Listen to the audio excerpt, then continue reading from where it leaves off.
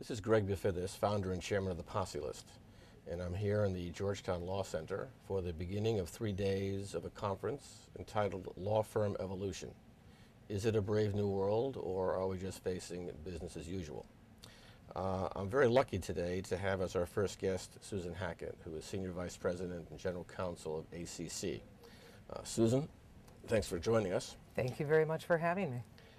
We have read, and I know we've read at least a gazillion articles about the death of the billable hour. And that didn't kill it yet, did it? No, they're trying very hard, but they will stomp it to death soon, I'm sure. And I think some of the articles are a little bit over the cuff for the very simple reason that, as you well know, non-hourly alternatives have been around for quite a while. In fact, just this past weekend, I was reading Jim Hassett's review survey in which he listed something like 9 various versions of non-hourly alternatives.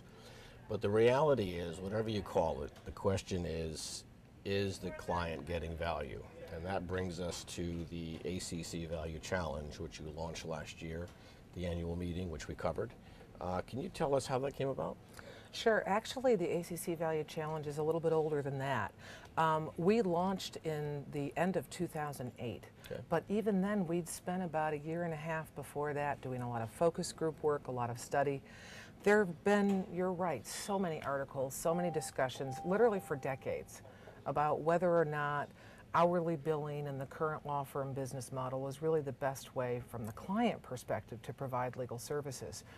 But all that talk, you're right, has really not led to any kind of significant change, either in the way that firms bill or the way that clients manage their firms. And so when we started looking at this project, we really had to take a very close look at whether we thought the time was right. And you threw a grenade in there. We really did. And I have to say, I think that it is the tipping point right now.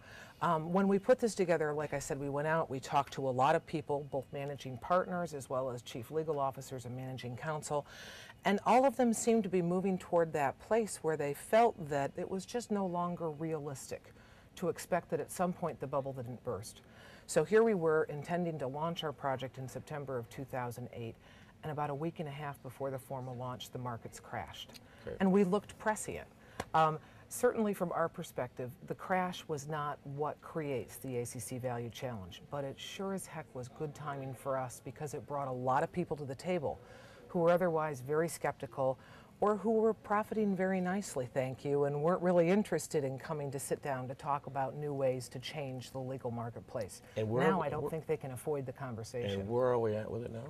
Well, now we are at a point where I think if we spent the last year really trying to help people get their hands around the issue, starting to engage in conversation about what was going on in the marketplace, it was a very chaotic year. Firms laid off or let go of tons of people. In the U.S. alone, something like 17,000 people lost their jobs in law firms. Never has that happened before.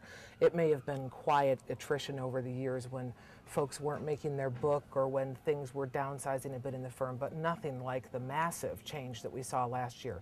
And from the client perspective, we saw legal budgets slashed 5, 10, 15, 20, 25% from where they had been before, leaving huge chunks of capacity, if you will, within law firms that were used to being running at full speed and billing at full speed. And so there were a whole lot of folks who were really running around like chickens with their heads cut off, trying to figure out where to go. So we spent a lot of time last year just bringing people to the table to say what kinds of options exist.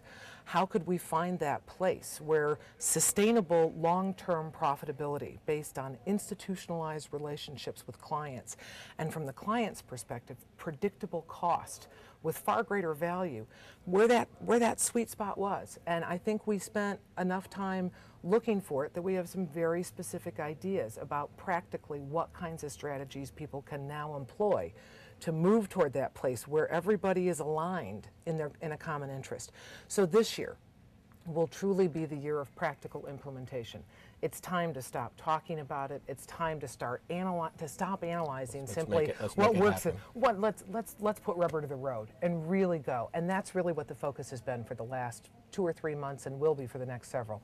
There's a tremendous amount also about the ACC Value Challenge on the ACC website, which Yes. I think is an amazing content source. I mean, there's all kinds of fascinating things on it. Can you tell us a little bit more about, besides the ACC Challenge, you can find on there? Sure. Well, you know, the ACC website has been a great resource for our members. And traditionally, everything on the site, except the stuff that's really just the homepage, news items and stuff, was all limited access for members only. And the association is made up of in-house counsel, so that meant the only people who could get behind the firewall, if you will, were people who were in-house and members.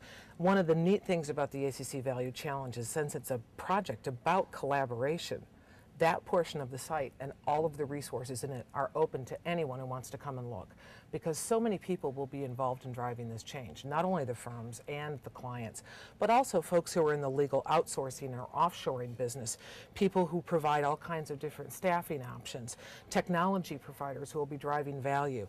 And as a result, the kinds of resources we've been posting on the site have been focused on all of their different kinds of needs. You've got great webcasts, for instance. Sure. I mean, just a complete collection, as you said before, of outsourcing, things to think about as far as outside counsel retention agreements. Yeah, and you're going to see more. Part of what we're really hoping to do this year is to create what I would call executive education courses that will be available in person for small groups of senior level people from firms and departments, but also will be available in segments off the web, because not everybody can make it to that program, and not everybody can afford the time to travel or even has the budget to travel in this environment. Okay.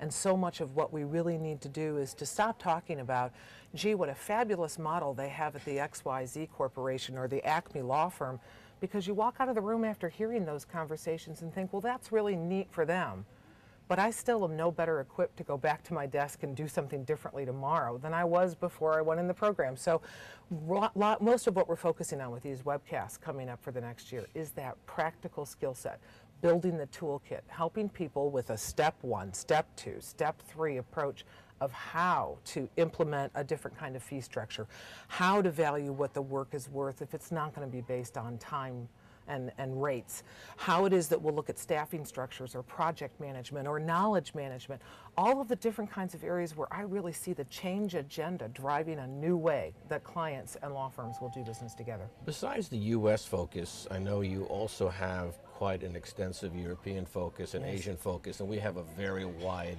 Yes. readership in Europe and Asia. Can you tell us a few things about? Sure. Well, first of all, we've been looking a lot at what has been going on in markets outside the U.S., because while the staff is in the U.S. and many of the leaders for this project are U.S. based, our membership and frankly the stakeholders for this kind of project are borderless. They are truly multinational organizations.